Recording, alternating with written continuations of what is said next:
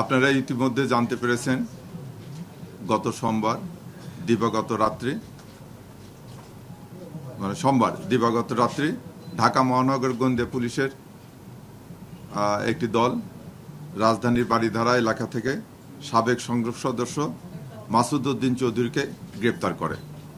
গ্রেপ্তারকৃত মাসুদ উদ্দিন চৌধুরীর বিরুদ্ধে ফেনী জেলায় 6টি, ঢাকা মেট্রোপলিটন এলাকায় 5টি, মোট 11টি মামলার তথ্য এই পর্যন্ত আমরা পেয়েছি। এর মধ্যে ফেনী জেলায় 3টি মামলা বিচারাধীন এবং সেই বিচারাধীন থাকা অবস্থায় উনি পলাতক থাকায় ওনার বিরুদ্ধে আদালত কর্তৃক গ্রেপ্তারি পরোয়ানা ইস্যু করা হয়েছে। ফেনী জেলায় আরও 3টি মামলা এবং ডিএমপির 5টি মামলা সহ মোট 8টি মামলা এখনও তদন্তাধীন। এছাড়াও ওনার বিরুদ্ধে দুর্নীতি দমন কমিশনে এবং সিআইডিতে একাধিক অভিযোগ বর্তমানে তদন্তাধীন রয়েছে। তার বিরুদ্ধে পল্টন, বনানী, কোতোয়ালি, মিরপুর ও হাতিরঝিল থানায় হত্যা চেষ্টা, মানব পাচার প্রতিরোধ আইন ও মানি লন্ডারিং সংক্রান্ত গুরুতর অপরাধের মামলা রয়েছে। প্রাথমিকভাবে তাকে ডিবির তদন্তাধীন পল্টন থানার একটি মামলায় গ্রেপ্তার দেখিয়ে বিজ্ঞ আদালতে প্রেরণ করে 5 দিনের রিমান্ড চাওয়া হচ্ছে। তার বিরুদ্ধে তো ওয়ারেন্ট আছে, প্লাস আমার কাছে তো তদন্তাধীন মামলা আছে। আমার মামলা আমার কাছে যে এটা মানব পাচারের মামলা, এটা উনি 3 নম্বর এজাহারভুক্ত আসামি। মোট 101 জন আসামি আছে, তার বিরুদ্ধে তার মধ্যে উনি হচ্ছে 3 নম্বর এজাহারভুক্ত আসামি। তা আমরা অনেকদিন হলেই করতেছি, আমরা সকলের সহযোগিতায় গতকাল নিশ্চিত হয়েছি যে উনি বাড়িধারায় ওনার বাসায় অবস্থান করতেছে। সেখান থেকে যে ডিবি টিম, গুলশান এবং ক্যান্টনমেন্ট থানার অন্যান্য টিম সহ আমরা তাকে যে নিয়ে এসেছি। না, আমরা যে পার্টিকুলার, আমরা তো ধরেন তদন্ত করি, আমাদের যে পার্টিকুলার মামলা হয় সেই মামলার বিষয়ে মামলায় ওনার সংশ্লিষ্টতা কতটুকু ততটুকুই আমরা নিয়ে এসে থেকে। আর তবে আমি আপনাদেরকে নিশ্চিত দিচ্ছি ঢাকা মহানগর গোয়েন্দা পুলিশ তথা বাংলাদেশ পুলিশ মানে গণতান্ত্রিক ধারা অব্যাহত রাখার জন্য এবং ন্যায় বিচার নিশ্চিত করবে, সকল রকম অন্যায় অবিচারে যথাযথ বিচার নিশ্চিত করবে, এটা আমরা করব। না, এর আগেও আমরা একাধিকবার ওনাকে গ্রেপ্তারের প্রচেষ্টা নিয়েছি, ওনাকে কিন্তু পাওয়া যায়নি। আমরা এর আগেও কয়েকবার নিয়েছি তাকে। আমরা তো যেহেতু আমাদের মামলাগুলো এগুলো তো জানেন আপনি যে সাম্প্রতিককালের মামলা না, এগুলো তো অনেক আগেকার মামলা।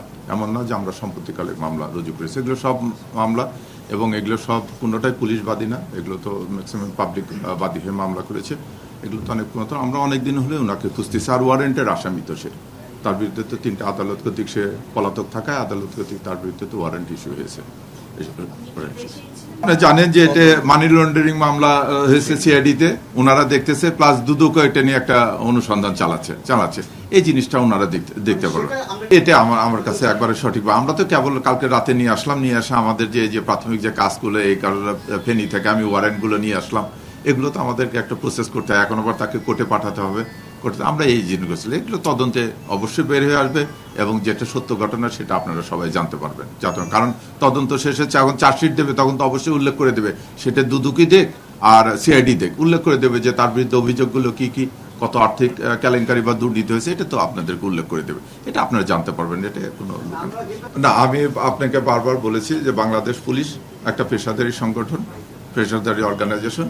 আমি শুরুতে বলেছি যে গণতান্ত্রিক ধারা অব্যাহত রাখা এবং ন্যায় বিচার নিশ্চিত করবে, আইনের যে সঠিক প্রয়োগ এটা আমরা নিশ্চিত করব। আমরা কোনো ব্যক্তি বিশেষ বা কারো পজিশন করি না, আমরা দেখি তার অপরাধের গুরুত্ব, তার কৃতকর্মের গুরুত্বটা, এটার উপর সর্বাধিক গুরুত্ব দিয়ে আমরা তদন্ত করি। এবং সে হুএভার এমবি আইনের দৃষ্টিতে একজন দিনমজুরও যেরকম বা রিক্সাওয়ালা যেরকম, আমি কাউকে ছোট করতেছি না, তারপরে দেশের সর্বোচ্চ ব্যক্তি পর্যন্ত সেও সেরকম। সবার ন্যায় বিচার এবং আইনের অধিকার পাওয়া একটা অধিকার আছে এবং এটা আমরা নিশ্চিত করব। বাংলাদেশ পুলিশ একটা পেশাদার অর্গানাইজেশন, আমরা বাংলাদেশ পুলিশের তরফ থেকে এটা নিশ্চিত করব। না, এরকম কোনো তথ্য আসলে আমি বললাম যে অন্যায়কারী কেউ পার পাবে না।